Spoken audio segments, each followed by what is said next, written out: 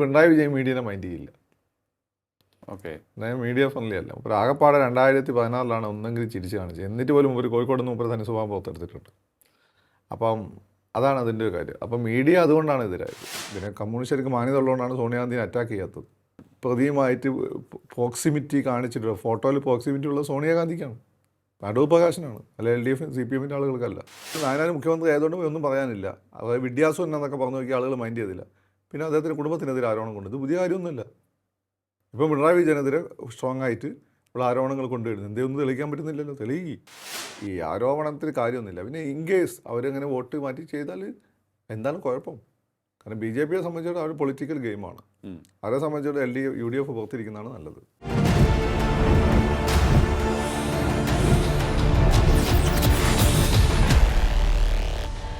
നമസ്കാരം. ടോക്കിംഗ് പോയിന്റിലേക്ക് സ്വാഗതം. കേരളം നിയമസഭാ തെരഞ്ഞെടുപ്പിലേക്ക് അടുക്കുകയാണ്. ഓരോ രാഷ്ട്രീയ പാർട്ടികളുടെയും സാധ്യതാ ലിസ്റ്റുകൾ എന്ന പേരിൽ പുറത്തേക്ക് കുറേയേറെ പേരുകളൊക്കെ വരുന്നുണ്ട്. അതിനോടൊപ്പം തന്നെ മറുപക്ഷത്തെ മലർത്തിയടിക്കുവാൻ ഓരോ തന്ത്രങ്ങൾ പയറ്റുന്നതും നമുക്കിപ്പോൾ കാണാൻ കഴിയുന്നുണ്ട്.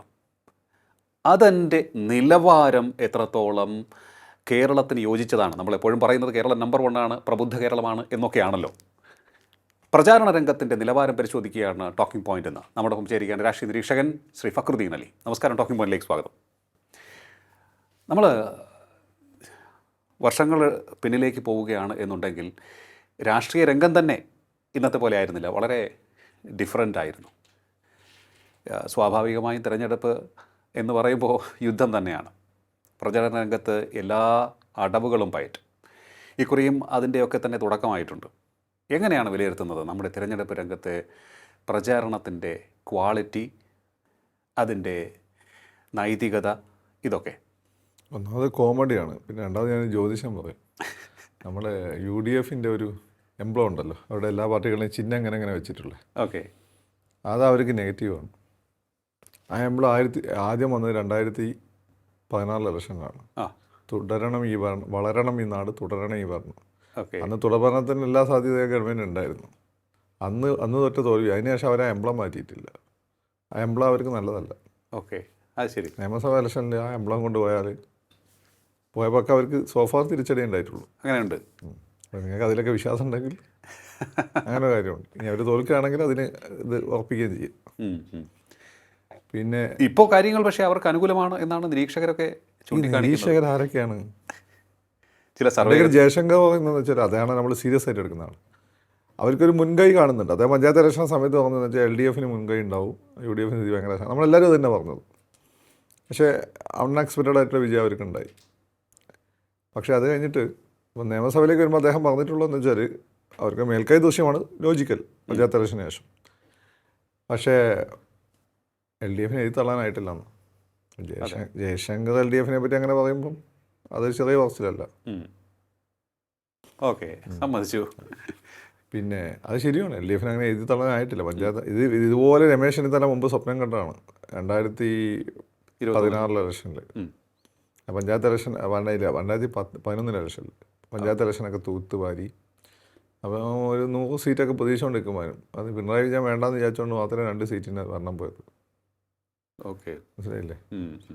അന്നത്തെ വെച്ച് നോക്കുമ്പോൾ ഇന്നത്തെ ഗവൺമെൻറ് ഇതേ രീതി തന്നെ നല്ല രീതിയിൽ പെർഫോം ചെയ്യുന്നതാണ്. പിന്നെ അന്നത്തെ പോലെ നെഗറ്റീവ്സ് ആയിട്ടുള്ള ഈ NSSനെ SNDPനെയൊക്കെ ചൊടിപ്പിക്കുന്ന, അല്ല സുധാകരൻ NSSനെ ചൊടിപ്പിക്കുന്ന SNDP വെള്ളാപ്പള്ളിനോട് കളിക്കില്ല. വെള്ളാപ്പള്ളി ആളെ വിടുമല്ലോ, NSSനോട് കളിക്കുക, അവരിനെ മൈൻഡ് ചെയ്യില്ലല്ലോ. അപ്പോൾ അങ്ങനെ സുധാകരനെ പോലുള്ള ആളുകളൊക്കെ ഉണ്ടായിരുന്നു അന്ന്. അവരൊന്നും ഇത്തവണ ഇല്ല. അതൊക്കെ പോസിറ്റീവാണ്. സത്യം. സുധാകരനൊക്കെ എത്ര ആളെ വെറുപ്പിച്ചിട്ടുണ്ട്. അത് നിങ്ങൾ വിചാരിക്കുന്നതല്ല, എത്ര ആളെ വെറുപ്പിച്ചു. ജമാഅത്ത് ഇസ്ലാമി സർട്ടിഫിക്കറ്റ് കൊടുക്കുന്നുണ്ട്. പക്ഷേ ഞാൻ ചോദിച്ചോട്ടെ, ഈ സുധാകരൻ എന്ന് പറയുന്ന രാഷ്ട്രീയ നേതാവ് അഴിമതിയുടെ കറപ്പുരളാത്ത നേതാവ്? എനിക്കറിയില്ല, ആ പാർട്ടിക്കാരോട് എനിക്കറിയില്ല അയാൾ അഴിമതിക്കാരനാണല്ലോ. അതെ, അങ്ങനെയാണ് നിങ്ങൾ ആലപ്പുഴ പാർട്ടിക്കാരോടൊക്കെ അന്വേഷിച്ചു നോക്കുക. എന്നിട്ട് എങ്കിലല്ലേ അറിയില്ല. നമുക്കൊന്നും ഇവരെ അറിയില്ലല്ലോ. കൂടെ കിടക്കുന്നവർക്കത് ആപ്പിണി അറിയാൻ പറ്റും. അദ്ദേഹം അഴിമതി ചെയ്തിട്ടില്ല. എതിർപക്ഷത്തുള്ളവർ പോലും പറയുന്നത് അല്ല, എതിർപക്ഷത്തുള്ള ഇപ്പല്ലേ പറഞ്ഞു തുടങ്ങിയത്. പണ്ട് സുധാകരനെ പറ്റി എന്തായിരുന്നു പറഞ്ഞത്? ഇത്രയും വൃത്തിയിട്ടൊരു മന്ത്രി ഉണ്ടായിരുന്നില്ല, എങ്ങനെയാണ് ശബരിമല തന്ത്രിനെ പറ്റി പറയുക, എങ്ങനെയാണ് സ്ത്രീകളെ പറ്റി പറയുക, വിശ്വാസികളെ എന്നൊക്കെ പറഞ്ഞുകൊണ്ടിരുന്നത്. ഇപ്പോഴല്ലേ തിരിച്ചു പറഞ്ഞത്. ഓക്കെ, ഇപ്പം പിണറായി വിജയൻ വന്നിട്ട് CPM ശരിയില്ല എന്ന് പറഞ്ഞാൽ അവർ പിണറായി വിജയനെ മഹാനാക്കും. അത്രയേ ഉള്ളത്. അപ്പോൾ ഇദ്ദേഹം എനിക്കറിയില്ല അഴിമതിക്കാരനാണോ അല്ലേ എന്ന്. അത് നിങ്ങൾ അദ്ദേഹത്തെ കൂടെയുള്ള സഹാക്കളോട് ചോദിക്കുന്നതാണ്. ഇല്ല, എൻ്റെ ഒരു ബോധ്യം അദ്ദേഹം അഴിമതിക്കാരനാണ്. ബോധ്യമില്ല, ഉണ്ടോന്നും ഇല്ലാന്നുമില്ല. ഓക്കെ ഓക്കെ, ആലപ്പുഴ പോയി അന്വേഷിക്കണം. ഓക്കെ. അപ്പോൾ അതാണ്. പക്ഷേ ഈ നമ്മളിപ്പോൾ പ്രചാരണ രംഗം അതെ. കാണുന്ന സമയത്ത് ഇപ്പോൾ ഒന്നിനു പുറകെ ഒന്നായിട്ട് ഇടതുപക്ഷത്തിനെതിരെ ഒട്ടേറെ വിഷയങ്ങളാണ് ഉയർന്നത്. വേറെ വിഷയങ്ങൾ വരുന്നില്ല. അത് ഈ പിന്നെ 2014 ലോക്സഭാ ഇലക്ഷൻ സമയത്ത് ഡോവല് കോൺഗ്രസിനെതിരെ കൊണ്ടുവന്ന പോലെ ഇങ്ങനെ വന്നുകൊണ്ടിരിക്കുക. മീഡിയ മൊത്തം എതിരായാലും മീഡിയ മൊത്തം എങ്ങനെ LDF പോകണമെന്ന് വന്ന് നിൽക്കുകയാണ്. അതിന് കാരണം എന്ന് വെച്ചാൽ ഈ തുടർഭരണം വരുമ്പം വേണ്ട കോൺഗ്രസ് വന്ന മീഡിയയ്ക്ക് ചാകരയാണ്. ഉമ്മൻചാണ്ടി അല്ല, രമേശ് ചെന്നിത്തല എങ്ങനെ പറഞ്ഞു, സതീശൻ അങ്ങനെ പറഞ്ഞു, ഇന്ന ഫ്ലൈറ്റിന് സതീശൻ ഡൽഹിക്ക് പോകുന്നു, അടുത്ത ഫ്ലൈറ്റിൻ്റെ പിന്നെ വിശദാംശങ്ങൾ വരെ ഡിസ്കസ് ചെയ്യും അവർ. രമേശ് ചെന്നിത്തല ഡൽഹിക്ക് പോകുന്നു, ഇവർ രണ്ടുപേരും കൂടി ബോംബെയിലെ ലോബിയിൽ കണ്ടുമുട്ടി, പരസ്പരം നോക്കിയില്ല എന്നൊക്കെ പറഞ്ഞ് ന്യൂസ് ഉണ്ടാക്കും. ഇതങ്ങനെ ന്യൂസിനുള്ള സ്കോപ്പ് വളരെ കുറവായിപ്പോൾ. അതാണ് ഒരു കാര്യം മീഡിയയെ സംബന്ധിച്ചുള്ളത്.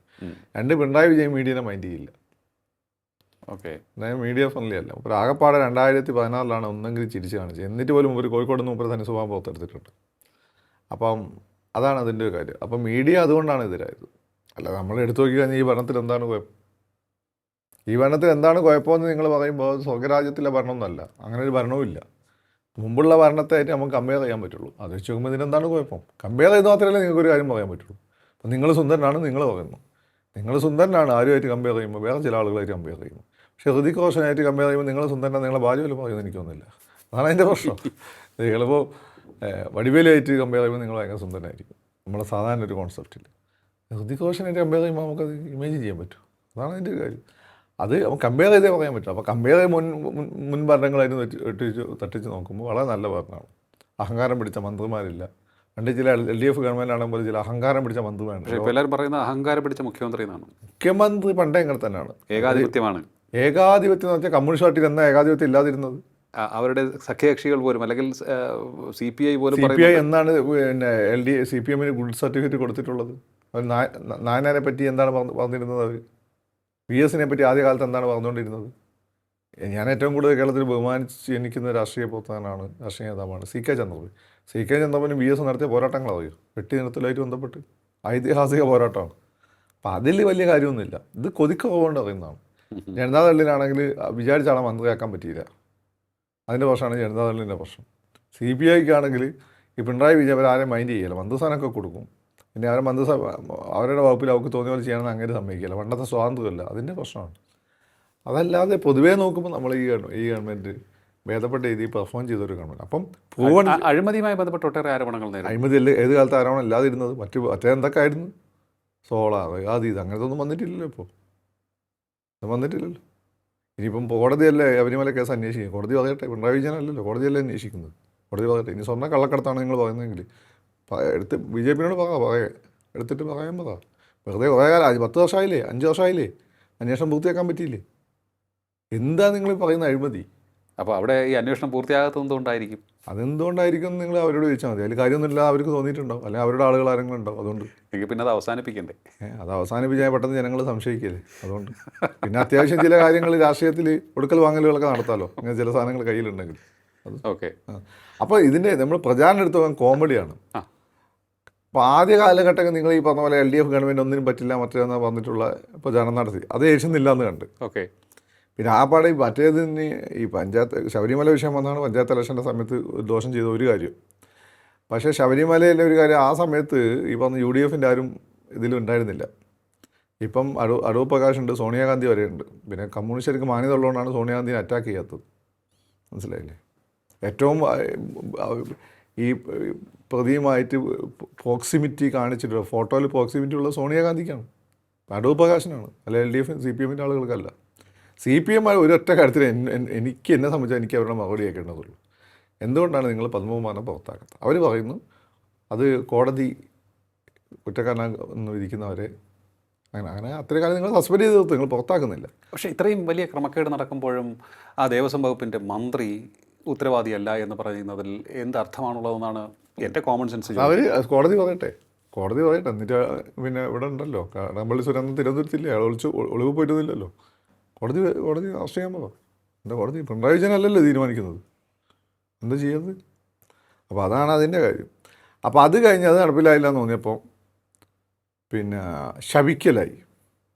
അപ്പോൾ പണ്ടാറ് ലോകത്ത് എന്ത് സംഭവിച്ചാലും അതിന് പിണറായി വിജയനാണ് കാരണക്കാർ.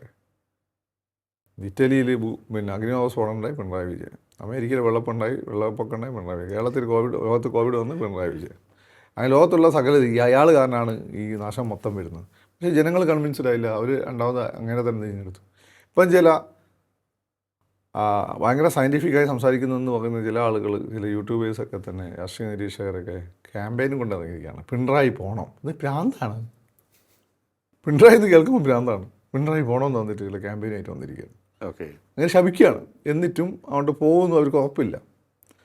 അടുത്തതാണ് നമ്മൾക്ക് ഉപദേശം തന്നെ സച്ചിദാനന്ദ, ഈ കമ്മ്യൂണിസ്റ്റ് പാർട്ടി നന്നാവണം, പ്രതിപക്ഷത്തിരിക്കണം. ഇടതുപക്ഷ തപസ്സിൻ്റെ ഒരുപാട് പാർട്ടികളുണ്ട്, CPM, CPI, മാവോയിസ്റ്റ്, അങ്ങനെ ഒരുപാട് പാർട്ടികളുണ്ട്. ഇപ്പം സോഷ്യലിസ്റ്റ് പാർട്ടികളുണ്ട്, കോൺഗ്രസ് വരെ ഇവിടെ ഇടതുപക്ഷ പാർട്ടി. CPM എന്നാ സച്ചിദാനന്ദൻ ചേർന്ന് നിന്നിട്ടുള്ളത്? സച്ചിദാനന്ദൻ CPM അങ്ങനെ ചേർന്ന് നിന്നിട്ടില്ല.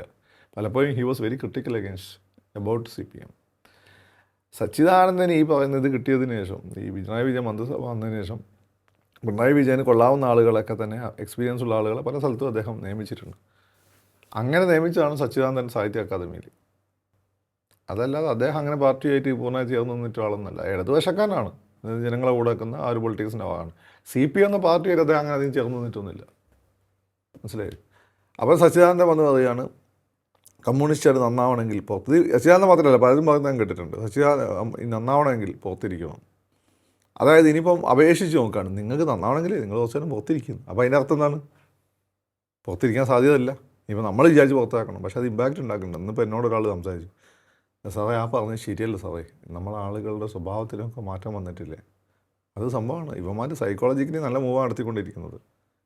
ഇത് മോശമാണ് ആദ്യം ഉണ്ടാക്കുക. നിങ്ങൾ ഒരു മീഡിയ ബ്ലിസ്റ്റ്, ഒന്നിന് പോയ ഒന്നായിട്ട് നമ്മൾ മുമ്പ് ചർച്ച ചെയ്താണ്, ന്യൂസ് വരിക, ഫീഡ് ചെയ്തുകൊണ്ടിരിക്കുക, എന്നിട്ടൊരു വളരെ നെഗറ്റീവ് ഇമ്പ്രഷൻ ഉണ്ടാക്കുക. നെഗറ്റീവ് ഇമ്പ്രഷൻ ഉണ്ടാക്കിയിട്ട് നെഗറ്റീവ് എന്ന് വരുത്തി തീർക്കുക, അടുത്ത ഘട്ടത്തിൽ മറ്റേത് തുറക്കുക.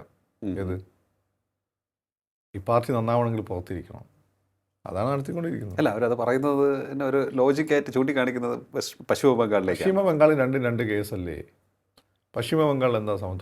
തുടർച്ചയായി മേടിക്കുന്നു. പാർട്ടി പണ്ടത്തെ സോവിയറ്റ് റഷ്യയിലെ, ചൈനയിലെ ഐഡിയോളജി വെച്ചുകൊണ്ടിരിക്കുകയാണ്. സമൂഹത്തിന് മാറ്റം ഉണ്ടാവുന്നില്ല. ആരും ഗൾഫിലൊന്നും പോയി രക്ഷപ്പെടുന്നില്ല. ഈ ഭൂപരിഷ്കരണ ഘട്ടത്തിലെത്തിയപ്പോൾ നിർത്തിവെച്ചു, കോംപ്രമൈസ് ചെയ്തിട്ട്. അപ്പോൾ അതിൻ്റെ ഗുണം ജനങ്ങളെത്തിയുന്നത്, സോഷ്യൽ മൊബിലിറ്റി പോസിബിൾ ആവുന്നില്ല. പിന്നെ ഈ CIT-കാരെ കയറൂരി വിട്ടതുകൊണ്ട് അവിടെ ഫാക്ടറികൾ മൊത്തം പൂട്ടിക്കെട്ടി. ദാരിദ്ര്യം മാത്രമായി മാറി. ബംഗാൾ മുന്നോട്ടും പോയില്ല, പിന്നോട്ട് പോയി. മൂർഷിദാബാദ് തുടങ്ങിയ പ്രദേശങ്ങളൊക്കെ വളരെ പിന്നോട്ട് പോയി. ഏതാണ്ട് ഇത് ത്രിപുരയിലും സംഭവിച്ചു. കേരളത്തിൽ അതല്ല സംഭവം. കേരളത്തിൽ നിങ്ങൾ ഈ പാർട്ടിനെ ഏറ്റവും കൂടുതൽ VS എന്തിനാണ് കുറ്റപ്പെടുത്തിയത്? കളങ്കിത വ്യക്തിത്വങ്ങളുമായിട്ട് കൂട്ടുകൂടുന്നു, ന്യൂനപക്ഷങ്ങളെ തീവ്രവാദികളുമായിട്ട് കൂട്ടു. ഇതൊക്കെയാണല്ലോ പറഞ്ഞുകൊണ്ടിരുന്നത്. VSൻ്റെ ബേസിക് സാധനം ഇതായിരുന്നു. ഈ കളങ്കിത വ്യക്തിത്വം എന്ന് പറയുന്ന ആരാണ്? കാലഘട്ടമായപ്പം ഗൾഫ് മൈഗ്രേഷൻ പ്ലസ് ഭൂപരിഷ്കരണം, ഗൾഫ് മൈഗ്രേഷൻ ആൻഡ് ഗ്ലോബലൈസേഷൻ വന്നപ്പം സാധാരണ കുടുംബത്തിലുള്ള കുറച്ച് ആളുകൾ പോയി പൈസക്കാരായി. അതിൽ ഈ പറയുന്ന നിങ്ങൾ കളങ്കിതൻ എന്ന് പറയുന്ന ഫാരിസ് അബൂബക്കറും ഉണ്ട്, ഗൾഫ മുഹമ്മദ് അലിയുണ്ട്, രവി പിള്ളയുണ്ട്, അറ്റ്ലസ് രാമേന്ദ്രനുണ്ട്, അത് മരിച്ചുപോയി. ഇവരൊക്കെ ഈ പറയുന്ന ആ ഒരു ഘട്ടത്തിൽ പൈസക്കാരായ ആളുകളാണ്. ഇവരൊക്കെ പണ്ട് കമ്മ്യൂണിസ്റ്റ് പാർട്ടിക്ക് ധൂമകേതുക്കളായിരുന്നു. ഈ അതായത് ബംഗാളിലെ കമ്മ്യൂണിസ്റ്റ് പാർട്ടി പോലെ. ഇവിടെ എന്താ ചെയ്തത്? ഇവിടെ അവരുടെ കൂടി സഹകരണം ഈ നാടിൻ്റെ വളർച്ചയ്ക്ക് ഉറപ്പുവരുത്തി. അവർ റെപ്രസെൻ്റ് ചെയ്യുന്ന ഗൾഫ്, നിങ്ങൾ ഉൾപ്പെടെയുള്ള ഗൾഫ് മലയാളി എന്ന് പറയുന്ന വലിയ വിഭാഗമുണ്ട്. അവരെ പൊങ്കാലം കൊണ്ട് ചവിട്ടി എറിഞ്ഞില്ല, മറിച്ച് അവരെയും കൂടി ഈ വളർച്ചയുടെ ഭാഗമാക്കി. അവരിന്ന് കോൺട്രിബ്യൂഷൻ സ്വീകരിച്ചു, അവരെ സഹകരിപ്പിച്ചു. അപ്പോൾ നിങ്ങളെന്ത് പറഞ്ഞു? വലതുപക്ഷ വ്യതിയാനം. നിങ്ങൾ ഏതെങ്കിലും ഒരു സ്ഥലത്ത് നിൽക്ക്. ബംഗാളിൽ നിങ്ങൾ വലതുപക്ഷ വ്യതിയാനത്തിനോ അല്ലെങ്കിൽ കാലാനുസൃതമായ പുതുക്കലുകൾ നടത്താത്തതുകൊണ്ടോ സമൂഹത്തിന് പരിവർത്തനം നടത്തി ആ പരിവർത്തനത്തിൽ അപ്പോൾ സ്വയം ആകാത്തതുകൊണ്ടാണ് നിങ്ങൾ ഔട്ടായത്. അങ്ങനെ ഒരു സുപ്രഭാതത്തിൽ ഇതെല്ലാം നോ എന്ന് പറഞ്ഞ് നിങ്ങൾ ടാറ്റേൻ്റെ ഫാക്ടറി തുടങ്ങുന്നു, മറ്റേ കരീം ഗ്രൂപ്പിൻ്റെ ബിസിനസ് അവിടെ കൊണ്ടുവരുന്നു. ആളുകൾ എതിരാവില്ല. ഇത്രയും കാലം നിങ്ങൾ പറഞ്ഞ എതിര് പറയാണ്. ഇതല്ല പിണറായി വിജയൻ വന്ന കാലം തൊട്ടേ അദ്ദേഹം പറയുന്നത് നോക്കുകൂലിക്കെതിരെയാണ്, ഇൻവെസ്റ്റ്മെൻറ്റ് വരുന്നതിനെ പറ്റിയിട്ടാണ്. സമരങ്ങളുടെ തീവ്രത അദ്ദേഹം കുറച്ച് കൊണ്ടുവന്നു. അങ്ങനെയല്ലേ ഈ മാറ്റം ഉണ്ടായി. അതപ്പോൾ നിങ്ങൾ അദ്ദേഹത്തെ CIAയുടെ ഏജൻ്റാക്കി. ഇപ്പം നിങ്ങൾ പറയുന്നു അല്ല പാർട്ടിയുടെ പണ്ടത്തെ ഇതിലേക്ക് പോകണം. എന്താണ് ഈ പറയുന്നതിൻ്റെ അർത്ഥം? അല്ല, ഇതിപ്പോൾ ജനങ്ങളുടെ ഭാഗത്ത് നിന്ന് സംസാരിക്കുമ്പോൾ നോക്കുമ്പോൾ ഒരു കോമൺ മാൻ നോക്കുമ്പോൾ കുറേയേറെ ശക്തമായ ആരോപണങ്ങൾ വരുന്നു. അദ്ദേഹത്തിൻ്റെ കുടുംബാംഗങ്ങൾക്കെതിരെ പോലും ആരോപണം വരുന്നു. മുമ്പുണ്ടായിരുന്നില്ല, കുടുംബാംഗങ്ങൾക്കെതിരെ ആരോപണം വന്നിരുന്നല്ലോ. എന്താ നിങ്ങൾ അത് പറയാത്തത്? VSൻ്റെ മോനെതിരെ ആരോപണം ഉണ്ടായിരുന്നു. അത് സ്ട്രോങ് ആയിട്ടുള്ള ആരോപണമായിരുന്നല്ലോ, VHSC ഡയറക്ടറായിട്ട് ബന്ധപ്പെട്ടിട്ടുള്ള. അന്ന് നിങ്ങൾ മറന്നുപോയോ? ഇത് പുതിയതാണ്. അല്ല, VS അച്യുതാനന്ദൻ അന്ന് പറഞ്ഞു ഒരു കാരണവശാലും സംരക്ഷിക്കില്ല, നിയമപരമായി മകനാണെങ്കിൽ പോലും മകൻ നിയമപരമായി നേരിടും പിണറായി വിജയൻ എന്നാണ് പറഞ്ഞത്. പറഞ്ഞല്ലോ ഒരു പരിഗണനയില്ല. പക്ഷേ പലപ്പോഴും അദ്ദേഹം അസഹിഷ്ണുത കാണിക്കുന്നത് അസഹിഷ്ണുത കാണിക്കാൻ ഇത് പാർലമെന്റ് കൊണ്ട് കോൺഗ്രസിന്റെ സ്ഥിരം ശൈലിയിൽ പൈംഗ്ലീഷ് ശൈലി അലക്കാൻ നോക്കിയ സമയത്ത് പറഞ്ഞിട്ടുണ്ട്. അതുമായി ബന്ധപ്പെട്ടുള്ള കാര്യങ്ങൾ നമ്മൾ കണ്ടു. മറ്റൊന്ന്, ഒന്നാം പിണറായി സർക്കാർ നാരായണ മോനെതിരെ എന്ത് കള്ളാരോപണം ആ സമയത്ത് കൊണ്ട് ഞാനിപ്പോൾ പറയുന്നില്ല, കാരണം അയാളെ നാണം കെടുത്തുണ്ടല്ലോ. കള്ളാരോപണം എല്ലാവർക്കും അറിയായിരുന്നു.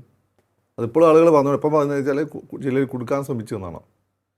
അതിൽ എന്താണ്, നാരായണ മുഖ്യമന്ത്രി ആയതുകൊണ്ട് ഒന്നും പറയാനില്ല. അതായത് വിദ്യാസം എന്നൊക്കെ പറഞ്ഞു നോക്കിയ ആളുകൾ മൈൻഡ് ചെയ്തില്ല.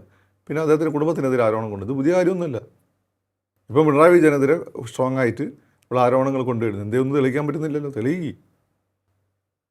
അപ്പോൾ നിങ്ങൾ ഈ പറയുന്നത് എന്താണ്? പാർട്ടിയെ സംരക്ഷിക്കാൻ വേണ്ടിയിട്ട് നിങ്ങൾക്ക് ഈ അവസരം ഒഴിവാക്കി കൊടുക്കൂ. അത് നിങ്ങളുടെ ദയനീയതയാണ് കാണിക്കുന്നത്. ലോകത്ത് എവിടെയെങ്കിലും നിങ്ങൾ അങ്ങനെ കേട്ടിട്ട് പ്ലീസ് ഒന്ന് തോറ്റിരും. ഞാൻ ആകപ്പാടെ കണ്ട് മഹാഭാരത യുദ്ധത്തിലാണ്. മഹാഭാരത യുദ്ധത്തിൽ പിന്നെ ഭീഷ്മരെ എടുത്ത് പോയിട്ട് ഉപദേശം തേടുകയാണ് പാണ്ഡവർ ഓരോ ഘട്ടത്തിലും എന്താണ് ചെയ്യേണ്ടത്. ഭീഷ്മർക്ക് ഇവിടെയുള്ള ചില രാഷ്ട്രീയക്കാരെ പോലെ ചോറ് ഇവിടെയും കൂറ അവിടെയാണ്. അപ്പം അന്ന് മൂപ്പർക്ക് ഇങ്ങനെ മാനസികമായിട്ട് പാണ്ഡവരുടെ കൂടെ നിൽക്കാൻ പറ്റാത്തതുകൊണ്ട് അവിടെ നിന്നുള്ളൂ. പക്ഷേ പാണ്ഡവരുടെ വിജയമാണ് മൂപ്പർ ആഗ്രഹിക്കുന്നത്. അതേപോലെ ഇവർ ഇവിടെ വന്നിട്ട് ഉപദേശം ചോദിക്കുകയാണ് എങ്ങനെ തോൽപ്പിക്കണമെന്ന്. അതിൻ്റെ അർത്ഥം അത്രയും കോൺഫിഡൻസ് ഇല്ല അവർക്ക്. ഓക്കെ, പാണ്ഡവരെങ്ങനെ യുദ്ധം ജയിച്ചത്? പാണ്ഡവർ മൊത്തം ചതിയിലൂടെയല്ലേ യുദ്ധം ജയിച്ചത്. ആ പരിപാടിയാണ് ഇവിടെ നോക്കുന്നത്. അതെ, ഇപ്പോൾ നമ്മളിപ്പോൾ പ്രചാരണ രംഗത്തേക്ക് വരുന്നു. ഓക്കെ, അതിൻ്റെ ശരിയും തെറ്റും സംബന്ധിച്ചുള്ള കാര്യങ്ങളൊക്കെ തന്നെ ചർച്ചയായിക്കൊണ്ടിരിക്കുകയാണ്. അപ്പോൾ ഇങ്ങനെ, അതായത് ഇനിയും ഭരണ തുടർച്ചയുണ്ടായാൽ ഇടതുപക്ഷത്തിന് തകർച്ച നേരിടേണ്ടി വരും, ബംഗാളിലേതുപോലെ ആകും എന്നുള്ള അതാണ് ഒരു കാര്യം. അടുത്തത് പിണറായിക്കെതിരെയുള്ള ശക്തമായ ആരോപണങ്ങൾ വരുന്നുണ്ട്. അപ്പോൾ ഇത്തരത്തിലുള്ള ആരോപണങ്ങളെ ആണ്, അപ്പോൾ അത് ബോധപൂർവ്വം നടത്തുന്നതാണ്. അത്രേ ഉള്ളൂ. അതിൽ അല്ലേ തെളിയട്ടെ. നിങ്ങൾ എത്ര കാലം എന്തൊക്കെ കേസും കൊണ്ട് നടക്കുന്നത്? ഓക്കെ, നിങ്ങൾ ഈ പിണറായി വിജയനെ വേട്ടയാടിയ പോലെ നിങ്ങൾ ആരെങ്കിലും വേട്ടയാടിയിട്ടുണ്ടോ? വി എസിന് ഘട്ടത്തിൽ നിങ്ങൾ വേട്ടയാടൽ നിർത്തിയാണ്. നിങ്ങൾക്ക് അതിൽ നല്ല ഏരാനും കിട്ടി പിണറായി വിജയനെ. വി എസിന് അങ്ങ് പുണ്യാളാക്കി. എത്ര കാലമായി തുടങ്ങിയിട്ട് എന്തെങ്കിലും ഇവിടെ എത്തണ്ടേ? കേന്ദ്രം ഭരിക്കുന്നത് BJP, അതിന് മുമ്പ് കോൺഗ്രസ് അല്ല, CPM അല്ലല്ലോ. മറ്റൊരു ആരോപണം വരുന്നത് CPM BJP രഹസ്യബന്ധം സംബന്ധിച്ചുള്ള കാര്യങ്ങളും ഇപ്പോൾ ഈ തെരഞ്ഞെടുപ്പ് പ്രചാരണ വേളയിൽ ചർച്ചയാകുന്നുണ്ട്. അപ്പോൾ അതും ഇത്തരത്തിലുള്ള ലക്ഷ്യത്തോടു കൂടിയാണ് എന്നാണ് പറയുന്നത്. അങ്ങനെ രഹസ്യബന്ധം നിങ്ങൾക്ക് ഇതുവരെ തെളിയിക്കാൻ പറ്റിയിട്ടൊന്നുമില്ല. കഴിഞ്ഞ പഞ്ചായത്ത് ഇലക്ഷൻ്റെ സമയത്ത് പല സ്ഥലത്തും BJP വോട്ട് വന്നിട്ടുണ്ട്. UDF-ന് LDF-ന് അതിന് ഗുണം കിട്ടിയിട്ടുണ്ട്. അതൊക്കെ സംഭവിക്കും. ഇനിയിപ്പം രഹസ്യബന്ധം അങ്ങനെ BJPക്ക് എന്തെങ്കിലും ഉണ്ടായിരുന്ന കോൺഗ്രസ് UDF ആയിട്ടാണ്. അത് മാരാവതി തന്നെ പറഞ്ഞിട്ടുണ്ട്. ഇത് നിങ്ങൾ ആരോപണം മാത്രമാണ്. ആരോപണം അയച്ചു എന്ന് എൻ്റെ വാപ്പടക്കട പറയും. അതുപോലെ ആരോപണം അയച്ചു, അത്രേ ഉള്ളൂ. ഈ ആരോപണത്തിന് കാര്യമൊന്നുമില്ല. പിന്നെ ഇൻ കേസ് അവരങ്ങനെ വോട്ട് മാറ്റി ചെയ്താൽ എന്താണ് കുഴപ്പം? കാരണം BJPയെ സംബന്ധിച്ചിടത്തോളം അവർ പൊളിറ്റിക്കൽ ഗെയിമാണ്. അവരെ സംബന്ധിച്ചിടത്തോളം UDF പുറത്തിരിക്കുന്നതാണ് നല്ലത്. കാരണം UDF പുറത്ത് വലിയ സംഘടനാ സംവിധാനമാണ്. പെട്ടെന്ന് തകർന്നില്ലാതായി പോകും. അടുത്ത തവണയും കൂടി പോയി കഴിഞ്ഞാൽ BJPക്ക് ആ സ്ഥലത്ത് കയറി വരാൻ പറ്റും. ഓക്കെ, അതെ. അങ്ങനെ ഇവരുടെ 2 vote bank, Hindu plus Christian vote ബാങ്കിനെ അവർക്ക് സ്വാധീനിക്കാൻ പറ്റും. അതാണ് BJPയുടെ ഒരു സ്ട്രാറ്റജി. അതിൻ്റെ പുറത്ത് അവർ വോട്ട് മാറ്റി ചെയ്താൽ നമ്മളെന്ത് ചെയ്യാനാണ്? ഓക്കെ, അതുപോലെ തന്നെ പിന്നെ അതല്ല ജമാഅത്തെ ഇസ്ലാമിനെ പോലുള്ള ആളുകൾ മാകാട് കലാപം പോലുള്ള വിഷയങ്ങളൊക്കെ ചർച്ചയാകുമ്പോൾ BJPക്കാർ ജാഗരൂകരായി കഴിഞ്ഞാൽ ആരെയും കുറ്റം പറയാൻ പറ്റില്ല. മാകാട് വിഷയമൊക്കെ അത് അന്വേഷിച്ച് പോയി കഴിഞ്ഞാൽ വലിയ പ്രോബ്ലമാണ്. ഞാനത് കൂടെ പറഞ്ഞിട്ട് അത് സങ്കീർണമാക്കുന്നില്ല. അപ്പോൾ അതായിരിക്കും ചിലപ്പോൾ അതിൻ്റെ പിന്നിൽ എന്തെങ്കിലും ഉണ്ട്. അതുകൊണ്ട് തന്നെ ആയിരിക്കണം ഇതുമായി ബന്ധപ്പെട്ട് AK ബാലൻ ഉൾപ്പെടെയുള്ള നേതാക്കൾ ചില കാര്യങ്ങൾ അതിലൊരു പ്രശ്നമുണ്ട്. അതിൻ്റെ പ്രശ്നമുണ്ട്. ആ പ്രശ്നം മനസ്സിലാക്കിക്കൊണ്ട് തന്നെയാണ് ഈ ഒരു നിലപാടെടുത്തത്. അല്ല ഇലക്ഷന് 4 വോട്ട് ഇട്ടാൻ വേണ്ടിയിട്ടൊന്നല്ല. ഇലക്ഷന് 4 വോട്ട് ഇത്രയും കാലം ഈ മുസ്ലിം സംഘടനകൾ വന്ന പല കാര്യങ്ങളും ചെയ്തു കൊടുത്തില്ലേ? ഒരു സുപ്രഭാതത്തിൽ അങ്ങോട്ട് മാറി ഓപ്പോസിറ്റ് ഇപ്പോഴും ന്യായമായ കാര്യങ്ങൾ ചെയ്തു കൊടുക്കുന്നുണ്ടല്ലോ. പക്ഷേ എല്ലാത്തിനും കയ്യിൽ ലോക്ക് ഇട്ടാൽ എന്ത് ചെയ്യും? സ്കൂൾ സമയം മാറ്റാൻ പറ്റില്ല.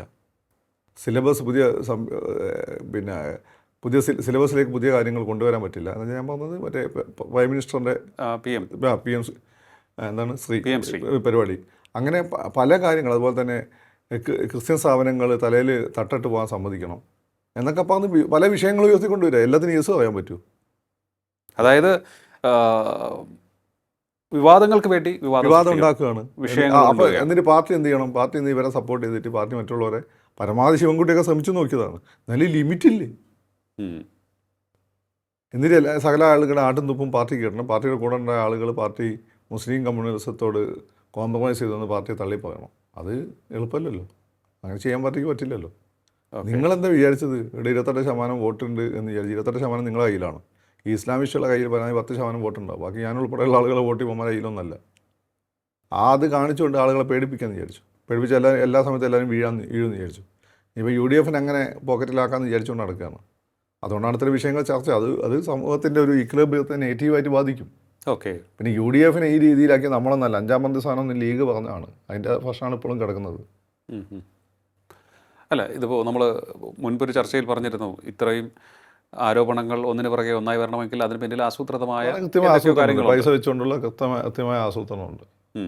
പിന്നെ മീഡിയയെ സംബന്ധിച്ചുള്ള ഈ പറഞ്ഞ പിണറായി ആരെയും സൂചിപ്പിക്കാൻ പോകാത്തതാണ് മീഡിയക്ക് അങ്ങേരോടൊരു കടിയുണ്ട്. അതിൻ്റെ ഒരു പ്രശ്നമാണ്. അല്ല, ഇതിപ്പോൾ പണം എന്ന് പറയുമ്പോൾ കോൺഗ്രസ് അധികാരത്തിന് പുറത്ത് നിൽക്കുകയാണ് കഴിഞ്ഞ 10 വർഷമായിട്ട്. പക്ഷേ അവരുടെ കയ്യിൽ പണം ഉണ്ടാകും. അല്ല, അവരുടെ കയ്യിൽ, കോൺഗ്രസിൻ്റെ കയ്യിൽ ഇവിടെ പൈസ. പക്ഷേ അവരെ അധികാരത്തിൽ എത്തിക്കണം ആഗ്രഹിക്കുന്ന ഒരുപാട് ആളുകളുണ്ട്, ഒരുപാട് അജണ്ടകളുള്ള ആളുകൾ. അവർക്ക് അതാണല്ലോ ഈ പറയുന്നത്. ഇനി ഒരു തവണയും കൂടി LDF നിന്ന് കഴിഞ്ഞാൽ LDF ഇല്ലാതാവും എന്നൊക്കെ പറഞ്ഞിട്ട് അത്രയും സച്ചിദാനന്ദന ടൈപ്പെന്ന് ഞാൻ പറഞ്ഞില്ല. പക്ഷേ ഇങ്ങനെ ഈ വർത്താനം മുമ്പേ ഞാൻ കേട്ടിട്ടുണ്ട്. അപ്പോൾ ഇങ്ങനെയുള്ള ഒപ്പകണ്ടൊക്കെ അയച്ചു വിടുന്ന കാശുള്ള ചില ആളുകളാണ്. അവരുടെ കാര്യം നടക്കണമെങ്കിൽ UDF ഇവിടെ വേണം. അതിന് വേണ്ടിയിട്ടാണ്. ഓക്കെ. ആ സംവിധാനമാണ് പ്രശ്നം. ഓക്കെ. അപ്പോൾ ഇത്തരത്തിലുള്ള ചർച്ചകൾ നടന്നുകൊണ്ടിരിക്കുകയാണ്. അപ്പോൾ അത് നമ്മുടെ തെരഞ്ഞെടുപ്പ് പ്രചാരണ രംഗത്തിൻ്റെ നിറം കെടുത്തുകയാണ്, അല്ലെങ്കിൽ അതിൻ്റെ ഒരു സത്യം കെടുത്തുകയാണ് എന്നുള്ളൊരു അഭിപ്രായം താങ്കൾക്കുണ്ട്? ഇല്ല, അത് കോമഡിയാക്കി മാറ്റുന്നുണ്ട്. സോഫ ഞാൻ നോക്കുമ്പോൾ നമ്മുടെ പ്രചാരണ രംഗം കുറച്ച് മാന്യമാണ്. മുമ്പൊക്കെ എന്ന് വെച്ചാൽ ഭയങ്കര തല്ലിപ്പൊളിയായിരുന്നു പ്രചാരണം. അപ്പോൾ ഇപ്പം മാന്യമായിട്ട് എനിക്ക് തോന്നുന്നു. കാരണം ഇപ്പോഴത്തെ പിള്ളേർ കുറേ മാന്യം. ഇപ്പോൾ നിങ്ങളെ മോനെ തന്നെ നോക്കിയാൽ വൃത്തിയുടെ പരിപാടി എന്ന് പറയുന്നത് അവന് ഇഷ്ടമുണ്ടാവില്ല. നമ്മളെ എന്താ വെച്ചാൽ നമ്മളതൊക്കെ കേൾക്കുമ്പോൾ സന്തോഷിക്കും. പുതിയ പിള്ളേർക്കൊന്നും വലിയ താല്പര്യമില്ല. പിന്നെ സ്ത്രീകളിപ്പം ശക്തമായിട്ട് വോട്ട് ചെയ്യുന്ന പ്രദേശമാണ് കേരളം. അപ്പോൾ അവരെ സംബന്ധിച്ചിടത്തോളം ഈ തല്ലിപ്പൊളി പ്രചാരണം അവരുടെ ഇടയിൽ ഏശില്ല. നെഗറ്റീവ്, കൗണ്ടർ പ്രൊഡക്റ്റീവ് ആവും. പൊതുവേ പ്രചാരണ രംഗം ഇപ്പോൾ മാന്യമാണ്. ഇപ്പം പിണറായി വിജയനെ ശപിക്കുക, CPM-മാരോട് അപേക്ഷിക്കുക മാറ്റാൻ, അതൊക്കെ ഇപ്പം കാണുന്നുള്ളൂ. അത് കോമഡി മാത്രമേ ഉള്ളൂ. പക്ഷേ ഇത് കോമഡി മാത്രമായിട്ട് കാണാൻ പറ്റും. എൻ്റെ ഒരു സംശയം അതാണ്. കാരണം ഇപ്പോൾ കഴിഞ്ഞ കുറേ നാളുകളായിട്ട് ഈ ശബരിമല സ്വർണ്ണക്കൊള്ളയുമായി ബന്ധപ്പെട്ട് സ്വർണ്ണക്കൊള്ള, അത് കഴിഞ്ഞിട്ട് ഇപ്പോൾ അയ്യപ്പ സംഗമം, ഇതൊക്കെ ആയിട്ട് ബന്ധപ്പെട്ട് ഒരു സാമാന്യ യുക്തിക്ക് നിരക്കുന്ന രീതിയിലല്ല കാര്യങ്ങൾ അവതരിപ്പിക്കുന്നത്. ഇതൊന്നും പൂർണ്ണമായി ശരിയാണെന്ന് ഞാൻ പറഞ്ഞിട്ടില്ലല്ലോ. ഇപ്പോൾ ശബരിമലയിൽ ഓഡിറ്റിംഗ് പ്രശ്നമുണ്ട് ഇപ്പോഴത്തെ അയ്യപ്പ സംഘവുമായിട്ട് ബന്ധപ്പെട്ട്. പക്ഷേ ഒരു പെർഫെക്റ്റ് ഒരു സിസ്റ്റം ആ രീതിയിൽ ഫോൾ ഫ്രീ അല്ല. ഇങ്ങനെ ചില പ്രശ്നങ്ങളുണ്ട്. ഇതിലും വലുത് അവർ ഭരിച്ചപ്പോൾ ഉണ്ടായിരുന്നു. അതുകൊണ്ടാണ് ഈ ഇരുണ്ട കാലം എന്ന് പറഞ്ഞത് ഓർമ്മപ്പെടുത്തുന്നത്. അപ്പോൾ ഞങ്ങൾ മുസ്ലിങ്ങൾ പറയുന്ന ഒരു കാര്യമുണ്ട്. മുഹമ്മദ് നബിക്ക് മുമ്പുണ്ടായിരുന്ന കാലം ജാഹിലിയ കാലഘട്ടമാണ്. എന്ന് വെച്ചാൽ ബഹുവിധ ദൈവ ആരാധനയും അങ്ങനെ ഒരുപാട് ദൈവ ആരാധന തെറ്റാണ് എന്ന് വിശ്വസിക്കുന്ന ആളല്ല ഞാൻ. അതിൻ്റെ ആളല്ല, പക്ഷെ അത് തെറ്റാണെന്ന് കരുതുന്ന ആളല്ലേ. അപ്പോൾ അങ്ങനെയൊക്കെ ഉണ്ടായിരുന്ന ഭയങ്കര അക്രമമൊക്കെ ഉണ്ടായിരുന്ന കാലഘട്ടത്താണ് ഞങ്ങൾ ജാഹിലിയ കാലഘട്ടം എന്ന് പറയുന്നത്. അതുപോലെ ഒരു ജാഹിലിയ കാലഘട്ടമായിരുന്നില്ലേ അത് ഓർമ്മപ്പെടുത്തണ്ടേ? എങ്കിലല്ലേ ഈ ഗവൺമെൻറ്റിന് ഗുണം മനസ്സിലാവുള്ളൂ. എന്തൊക്കെ ആരോപണങ്ങളായിരുന്നു. ഈ ആരോപണങ്ങളുണ്ടോ അന്ന് CPI-ക്കാരും മറ്റും BJP-ക്കാരും പറഞ്ഞത് CPM കോംപ്രമൈസ് ചെയ്യുന്നു, പിണറായി വിജയൻ ഉമ്മൻചാണ്ടി കോംപ്രമൈസ് ചെയ്തിട്ട് പ്രശ്നങ്ങൾ ഒതുക്കി തീർക്കുന്നു. അപ്പോൾ ഈ പ്രശ്നങ്ങൾ കൊണ്ടുവന്ന നമ്മളല്ല, ഈ പ്രശ്നങ്ങൾ കൊണ്ടുവന്ന് ഈ കോൺഗ്രസിനുള്ളിൽ നിന്ന് തന്നെയാണ് വന്നത്. നമ്മളെന്ന് ഞാൻ എന്നുവെച്ചാൽ അന്ന് നമ്മൾ ഇടതുപക്ഷക്കാരനായിരുന്നല്ലോ, ഇടതുപക്ഷക്കാരല്ല കൊണ്ടുവന്നത്. അപ്പം ഇത് അവരുടെ ഉള്ളിൽ നിന്ന് തന്നെ വന്നതാണ്. അവരുടെ ഉള്ളിൽ നിന്ന് തന്നെയാണ്. അജിത്തേട്ടന് ന്യൂസ് ചോർത്തി കൊടുത്തവരാണ്. മംഗളാജിത്തായിരുന്നല്ല അന്ന് പ്രധാനമായിട്ടും ലീക്ക് കൊണ്ടുവന്നത്. അദ്ദേഹത്തിന് ആ ന്യൂസ് ചോർത്തി കൊടുത്തത് 5-ാം മന്ത്രിയുമായിട്ട് ബന്ധപ്പെട്ട പ്രശ്നങ്ങൾ അലമ്പാക്കിയതാരാ. അപ്പോൾ ഇതൊന്നും തന്നെ ഈ CPM ചെയ്തല്ല. CPM വന്ന് പിണറായി വിജയൻ വളരെ മാന്യമായിട്ട് ഇടപെട്ടിട്ടുള്ളത്. ഇവരെ ചെയ്യുന്ന പോലെ ശവിക്കാനൊന്നും അദ്ദേഹം പോയിട്ടില്ല. അദ്ദേഹമാണ് കൈവിട്ട് പോകാമായിരുന്ന സോളാർ സമരത്തെ കൺട്രോൾ ചെയ്തത്. അല്ലെങ്കിൽ അത് കൈവിട്ട് പോയിരുന്ന സമരം അതിനും പിണറായി വിജയൻ ചീത്തയിട്ട് അങ്ങേര് പോയിട്ട് എന്താണ് അഡ്ജസ്റ്റ്മെൻറ്റ് പൊളിറ്റിക്സ് എന്നാവും. അപ്പോൾ അദ്ദേഹം ആ സമയത്തൊക്കെ വളരെ മാന്യമായിട്ടാണ് കാര്യങ്ങൾ ചെയ്തിട്ടുള്ളത്. പക്ഷേ അദ്ദേഹത്തിന് ഒരു കാര്യത്തിൽ അത് തടയാമായിരുന്നു, രക്ഷാപ്രവർത്തനത്തിന് തടയിടാമായിരുന്നു. രക്ഷാപ്രവർത്തനം അദ്ദേഹം തടഞ്ഞല്ലോ. പിന്നെ CPM ആരെങ്കിലും അറ്റാക്ക് ചെയ്തു? ഇല്ലല്ലോ. അതിനിപ്പോൾ പോലീസുകാർ അറ്റാക്ക് ചെയ്തിട്ടുണ്ട്. അദ്ദേഹം കണ്ടതല്ലേ അദ്ദേഹത്തിന് പറയാൻ പറ്റുള്ളൂ. അദ്ദേഹം അങ്ങനെ വണ്ടിയിൽ വന്നുകൊണ്ടിരിക്കുകയാണ്, കുറച്ച് ആളുകൾ ഓടിയിടുന്നു, കുറച്ച് ആളുകൾ പിടിച്ചു വെക്കുന്നു, വണ്ടി അങ്ങ് പോകുന്നു. അതായത് തിരിഞ്ഞു നോക്കാമേ ചെയ്യും. പിന്നെ ഈ പ്രായം 80 വയസ്സുള്ള കൊണ്ടായി തിരിഞ്ഞു നോക്കുകയാണ്, നിന്നെയാണ് കൈത്തുള്ളക്കായി. അദ്ദേഹത്തിന് അതിനുശേഷം വന്ന വാർത്താ ക്ലിപ്പുകളൊക്കെ കാണാൻ സാധിക്കുമല്ലോ. അത് കാണും. അത് അദ്ദേഹം പറഞ്ഞല്ലോ. അതിൽ അദ്ദേഹം പിന്നെ ക്ലാരിഫിക്കേഷൻ കൊടുത്തത് എന്താ പറഞ്ഞത്? ഞാൻ കണ്ടതാണ് ഞാൻ പറഞ്ഞത്, പിന്നെ സംഭവിച്ചത് എന്താണെന്ന് എനിക്കറിയില്ല, അതിനെപ്പറ്റിയല്ല പറഞ്ഞത്. അന്നപ്പോൾ കണ്ടതിനെ പറ്റിയാണ് പറഞ്ഞത്. അതല്ലേ പറഞ്ഞത്. അത് നിങ്ങളെടുത്ത് നെഗറ്റീവാക്കി. അത് ഈ കാലഘട്ടത്തിലാണല്ലോ എന്ത് പോസിറ്റീവ് പറഞ്ഞാലും നെഗറ്റീവ് ആവും. ഇപ്പം കുഞ്ഞിക്കൂനലിൽ സായികുമാറിൻ്റെ ചില മാനവസങ്ങളുണ്ട്. ഞാൻ നാളെ ഒരു യൂട്യൂബ് ചാനലിൽ അതെടുത്തിട്ട് റൊമാൻറ്റിക് സോങ് ആക്കി മാറ്റിയിട്ടുണ്ട്. കേരളയുടെ ഏറ്റവും ആയിട്ടുള്ള വില്ലന്മാരിൽ ഒരാളാണ് ആര്? ഈ സായികുമാർ ആ സിനിമയിലെ. അയാൾ ചില മാനവസങ്ങളുണ്ട് കണ്ണോടൊക്കെ ഉള്ള. ഇതെടുത്ത് റൊമാൻറ്റിക് സോങ് ആക്കി മാറ്റിയിട്ടുണ്ട്. അതാണ് കാലഘട്ടം. മനസ്സിലായില്ലേ? അപ്പോൾ അതേപോലെ പിണറായി അന്ന് രക്ഷാപാത്രം അദ്ദേഹം അതിൽ മാറ്റി പറഞ്ഞിട്ടില്ല. ഞാൻ കണ്ടതാണ് ഞാൻ പറഞ്ഞത്, അതിനുശേഷമുള്ള കാര്യം ഞാൻ അതിൽ പെടുത്തിയില്ല എന്നാണ് അദ്ദേഹം പറഞ്ഞത്.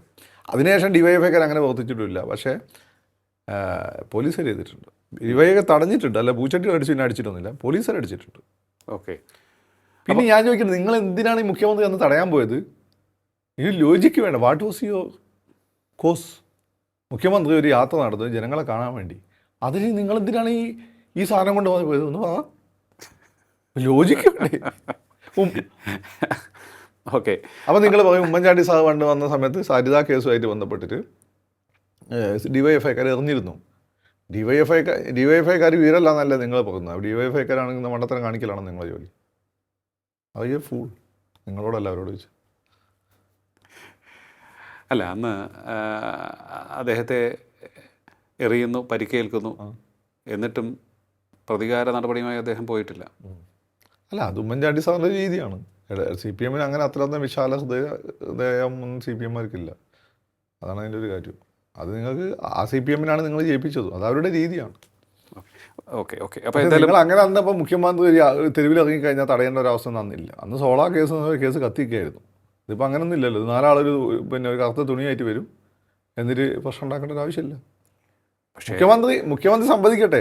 നിങ്ങളെ കാര്യം ചെയ്യും. വണ്ടിയായ വണ്ടികളെല്ലാം മുന്നിലും പിന്നിലും നിരത്തി ഇത്രയും ഒരു വാഹന വ്യൂഹവുമായി പോകുന്ന മറ്റൊരു മുഖ്യമന്ത്രി ഞാൻ കണ്ടിട്ടില്ല.